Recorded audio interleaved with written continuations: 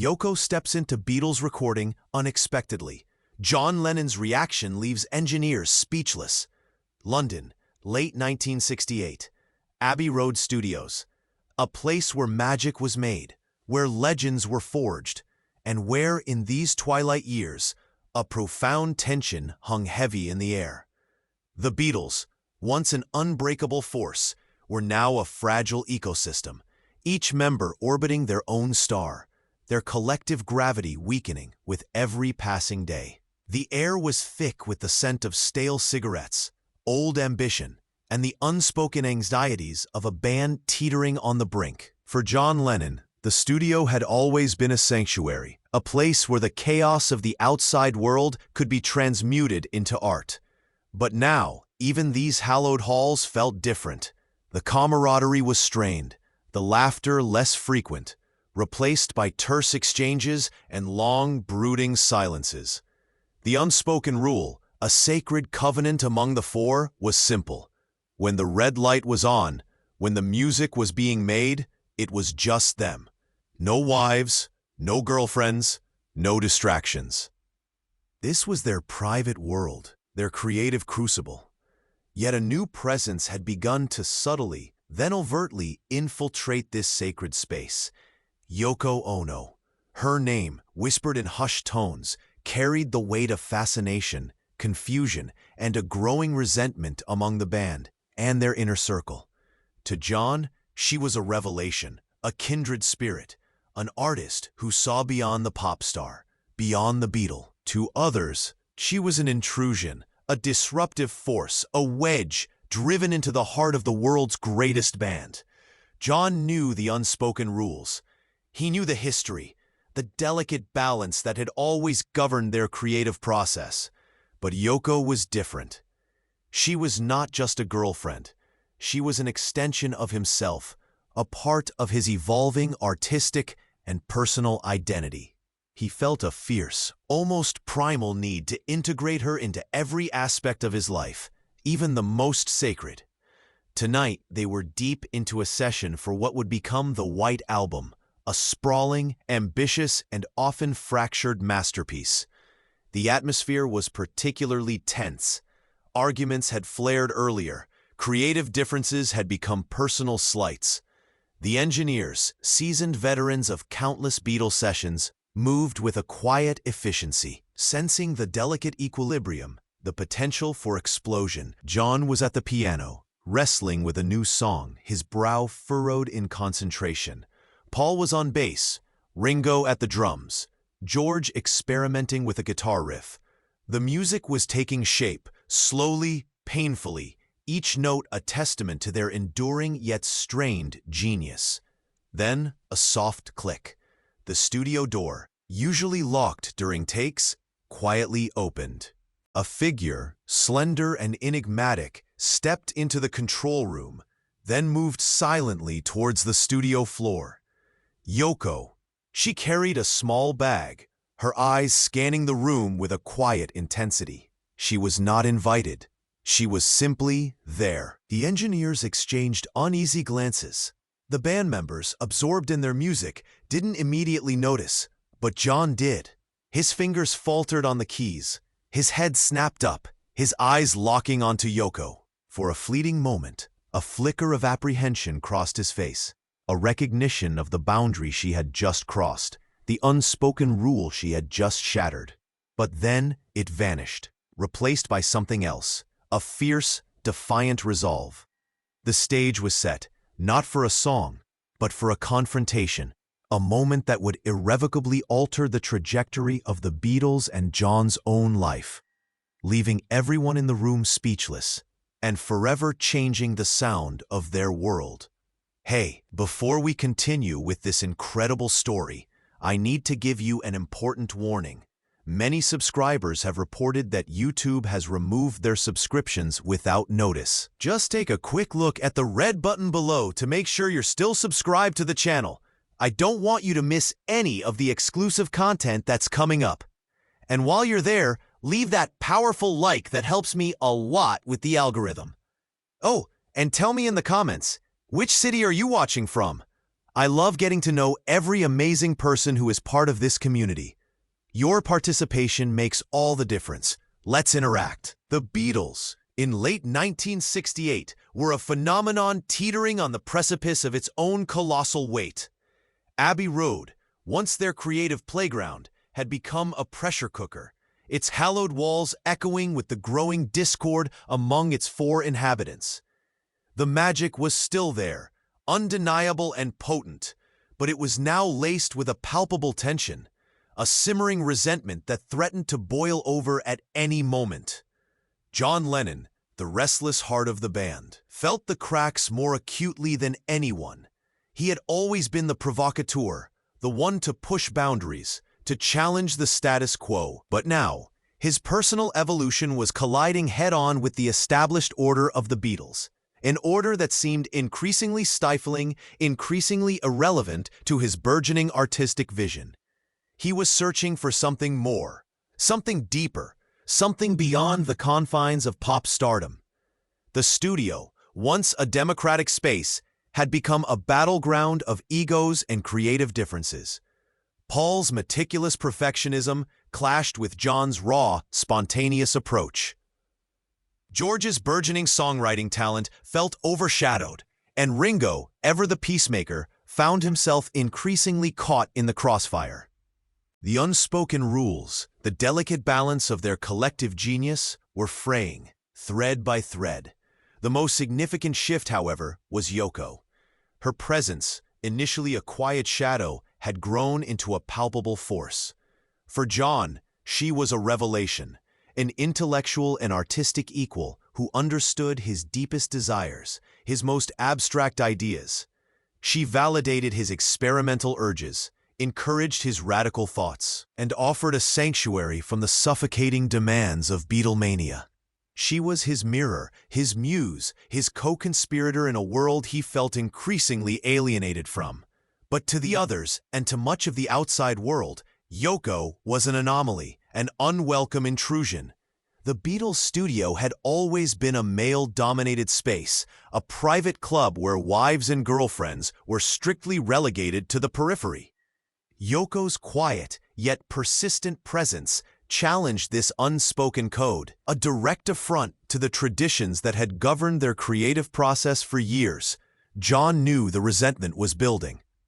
He felt the cold stares, the whispered comments, the subtle shifts in atmosphere whenever Yoko entered the room. He understood the discomfort, the sense of violation, but his loyalty to Yoko was absolute, a fierce, unyielding force that transcended all other allegiances.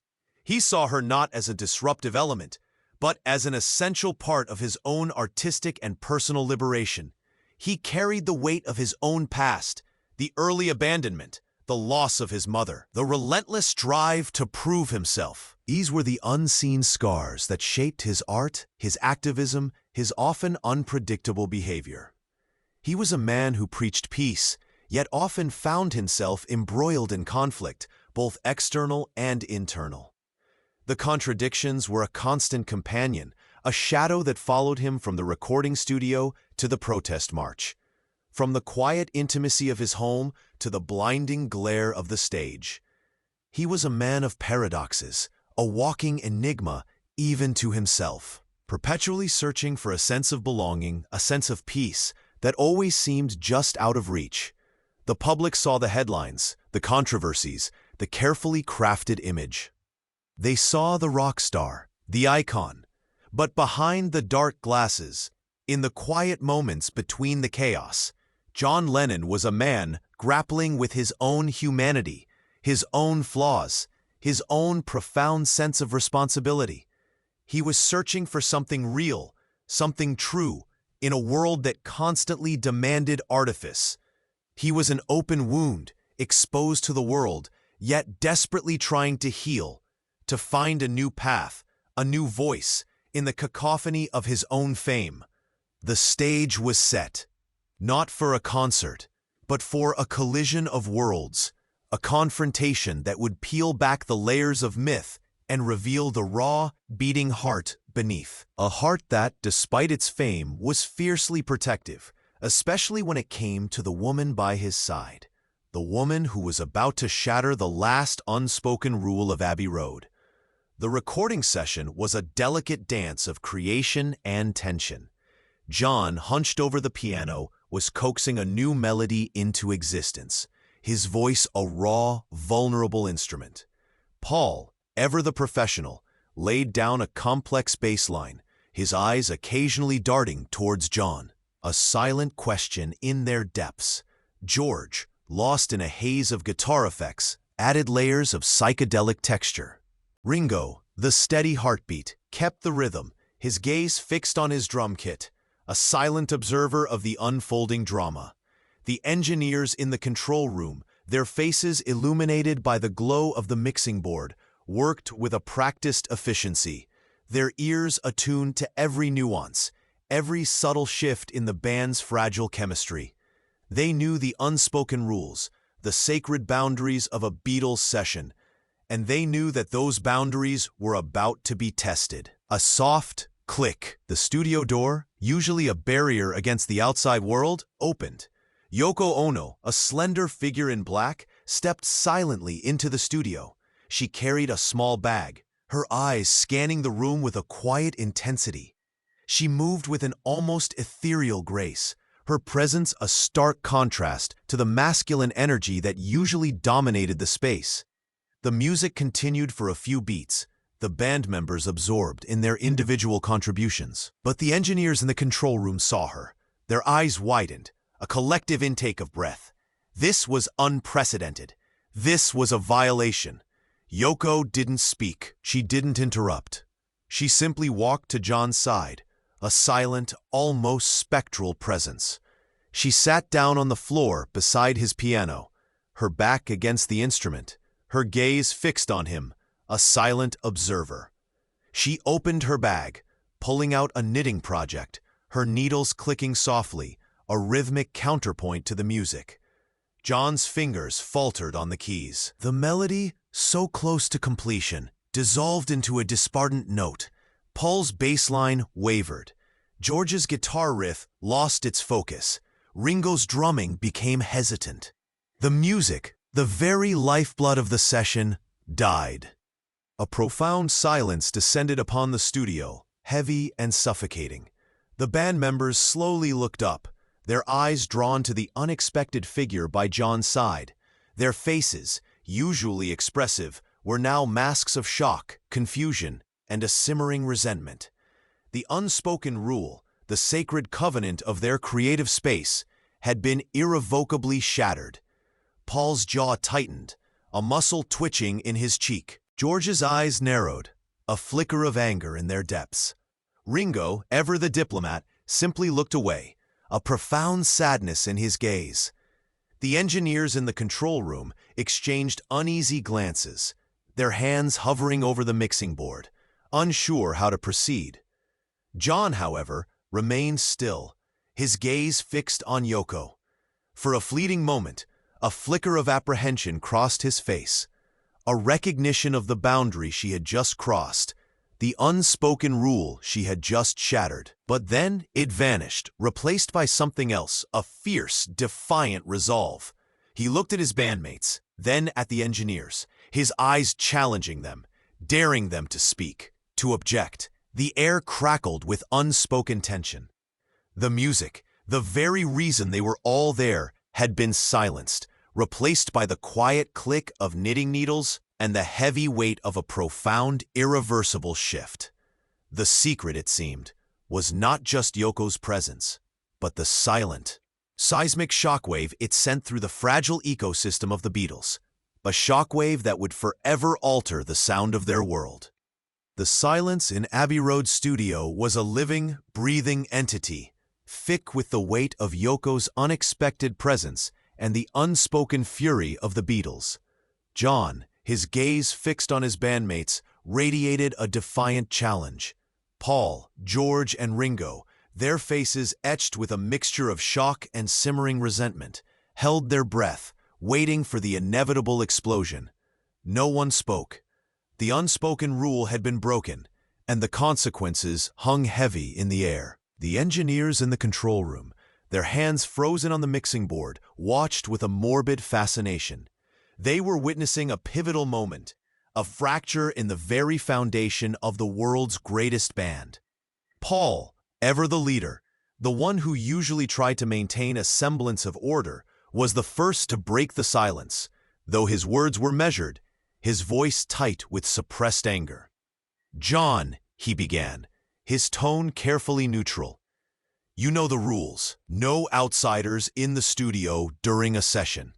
He gestured subtly towards Yoko, who continued to knit, seemingly oblivious to the storm brewing around her. John's eyes, usually expressive, were now cold, hard, and utterly unyielding. "She's not an outsider, Paul," he said, his voice low, dangerous, stripped of its usual melodic quality. "She's with me. She's part of me." He placed a hand on Yoko's shoulder, a clear, defiant gesture of ownership and solidarity. George, usually more reserved, could no longer contain his frustration. "Part of you?" he scoffed, his voice laced with bitterness. "She's knitting, John. While we're trying to make a bloody album, this is a recording studio, not a bloody living room." His words, though harsh, echoed the sentiments of many in the room. Ringo, ever the peacemaker, tried to interject, a soft plea on his lips. "Look, John, we all love Yoko, but—" John cut him off, his voice rising, now carrying clearly through the studio, raw and unfiltered. "You don't love Yoko, Ringo. You tolerate her. You tolerate her because you tolerate me. But you don't understand her. You don't understand us." His gaze swept across his bandmates, a challenge in his eyes. "You want to know what she is? She's my bloody muse. She's my inspiration.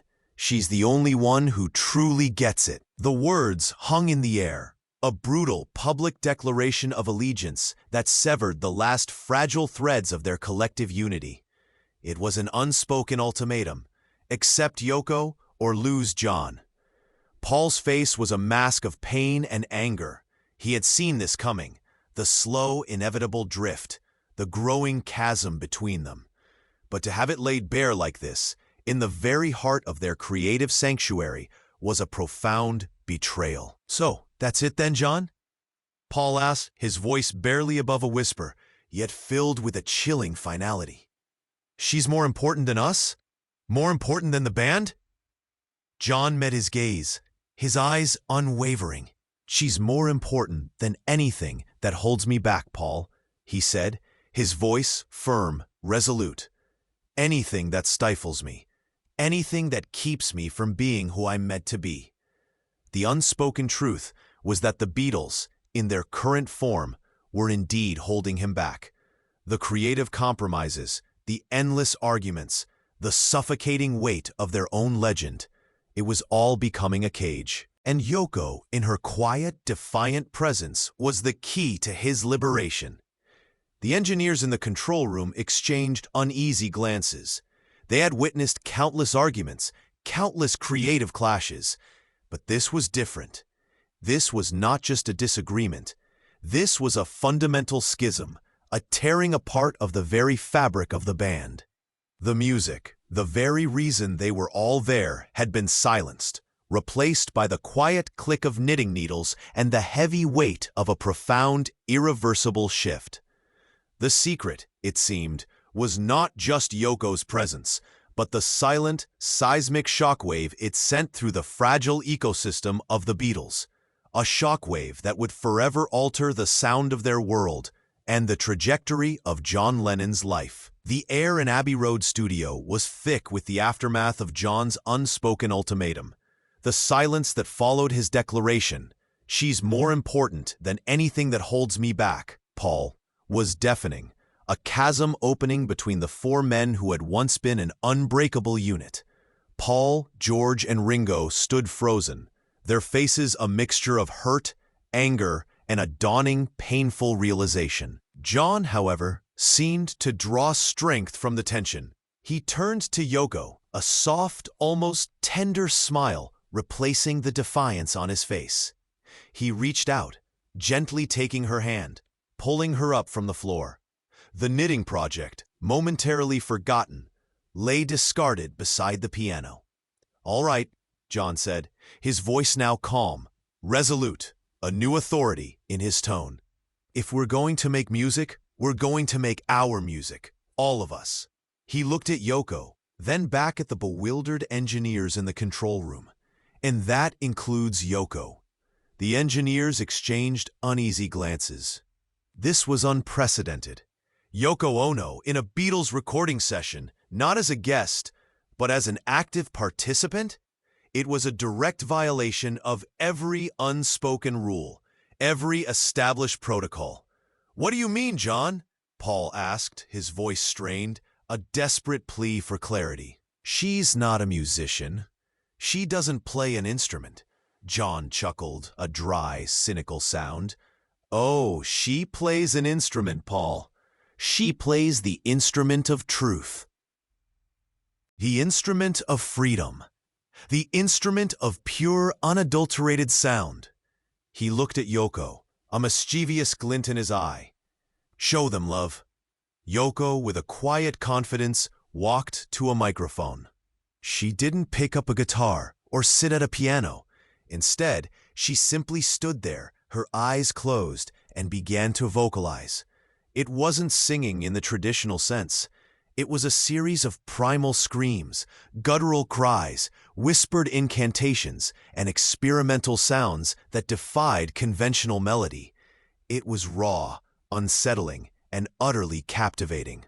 The engineers in the control room were speechless. Their faces, usually impassive, registered a mixture of shock and confusion. This was not the polished pop they were used to. This was something entirely new, entirely different. Paul, George, and Ringo watched, their expressions a complex tapestry of bewilderment, discomfort, and a grudging, almost involuntary fascination. They had never heard anything like it. It was abrasive, challenging, and yet undeniably powerful. It was the sound of John's liberation, the sound of his artistic awakening, channeled through Yoko's unique voice. John, meanwhile, had picked up his guitar again. He began to play, not a structured melody, but a series of dissonant chords, feedback, and experimental noises, weaving his sound around Yoko's vocalizations. It was a cacophony, a beautiful, terrifying noise that shattered the traditional boundaries of pop music.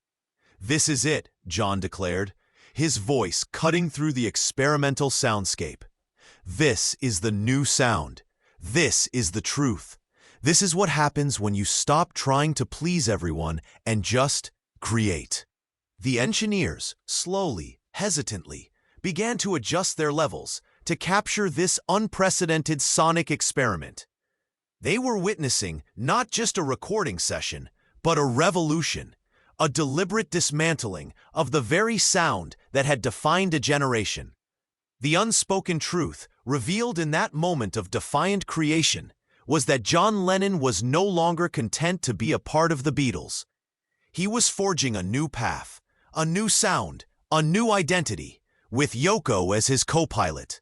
The music they were making was not just experimental. It was a declaration of independence, a sonic manifestation of their unbreakable bond, a sound that would leave the engineers, and eventually the world, utterly speechless. The Beatles, as they knew them, were dying, and from their ashes, a new, radical sound was being born. The experimental sounds of John and Yoko's collaboration filled Abbey Road studio, a jarring symphony of primal screams, feedback, and dissonant chords. The engineers, initially stunned, now worked with a strange, almost reluctant efficiency, capturing this unprecedented sonic landscape. Paul, George, and Ringo watched, their faces a complex tapestry of bewilderment, discomfort, and a dawning, painful realization. The Beatles, as they knew them, were irrevocably fractured. John, however, was in his element. He moved with a renewed energy, his eyes alight with a fierce creative fire. Yoko, by his side, was his silent partner, her vocalizations and artistic contributions seamlessly integrated into his vision. Their unity was palpable, a defiant beacon against the growing chasm that separated John from his bandmates. The session continued, but the atmosphere was irrevocably altered. The easy camaraderie, the shared jokes, the unspoken understanding that had once defined a Beatles recording session were gone, replaced by a strained professionalism, a polite distance that spoke volumes. Paul retreated into his own meticulous world, focusing on his individual contributions, his bass lines becoming more intricate, more self-contained. George, his frustration simmering, experimented with his own guitar parts, often detached from the main flow. Ringo, ever the stoic, kept the beat, his gaze fixed on his drums, a silent witness to the unraveling. The engineers, seasoned veterans of countless Beatles sessions, exchanged uneasy glances. They had seen creative differences before, but this was different. This was a fundamental schism, a tearing apart of the very fabric of the band. They were recording not just an album, but the sound of a breakup, the sonic manifestation of a legend, slowly, painfully coming undone.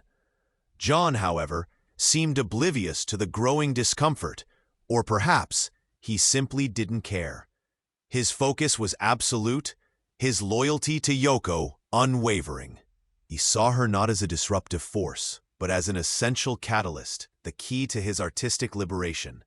He was shedding the skin of the Beatle, embracing a new, more radical identity, and Yoko was his co-pilot on this uncharted journey. The music they were making was challenging, often abrasive, a deliberate rejection of the polished pop that had made them famous. It was a reflection of John's inner turmoil, his growing disillusionment with the commercial machine, his fierce desire to create art that was raw, honest, and uncompromising. Yoko's influence was undeniable, her avant-garde sensibilities pushing John into new, uncharted territories. The unspoken truth revealed in that studio session was that the Beatles were no longer a cohesive unit. They were four individuals, each grappling with their own artistic and personal evolutions, their paths diverging, their collective gravity weakening. John's defiant act of bringing Yoko into their sacred space was not just an intrusion. It was a declaration of independence, a final, irreversible fracture in the foundation of the world's greatest band. The engineers continued to record, capturing every note, every strained silence, every subtle shift in the atmosphere. They knew they were documenting history, not just the creation of an album, but the slow, painful demise of an era. The sound they were capturing was not just music. It was the echo of a dream ending, the raw, unvarnished truth of a legend unraveling, leaving behind a profound, irreversible mark on the history of music and the lives of the four men who had once changed the world. The recording session finally ended, not with a flourish, but with a quiet, almost melancholic whimper. The last experimental notes faded, leaving behind a profound silence in Abbey Road studio. The engineers, their faces etched with exhaustion and a strange sense of witnessing history, began the meticulous process of packing up, their movements hushed, almost reverent. John, his creative fire still burning in his eyes, gathered his notes, a quiet satisfaction on his face. Yoko, by his side, offered a small, knowing smile. Their unity was palpable, a defiant beacon against the lingering tension in the room.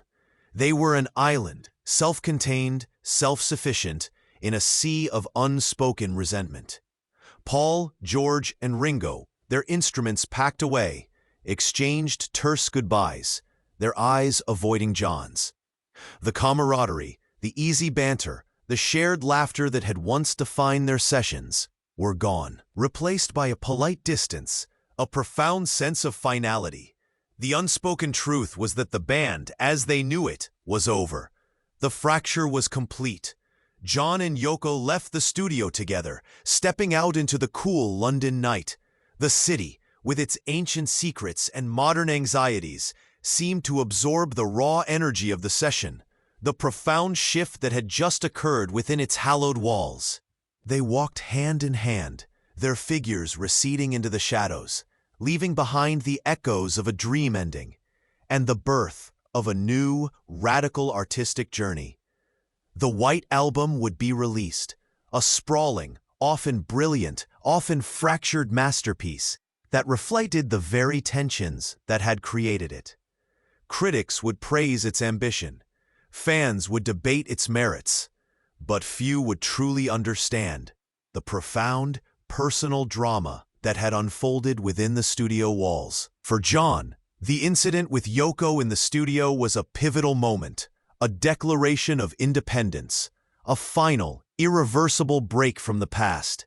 He had chosen his path, his partner, his truth, even if it meant shattering the most successful musical partnership in history. He had embraced the chaos, the controversy, the freedom that Yoko represented, and in doing so, he had redefined himself, not just as a musician, but as an artist unbound by convention. The engineers, the bandmates, the entire inner circle of the Beatles would carry the memory of that night. The moment Yoko stepped into the studio, the defiant look in John's eyes, the unspoken ultimatum, the unveiling of a new unsettling sound. It was a secret shared, a truth revealed.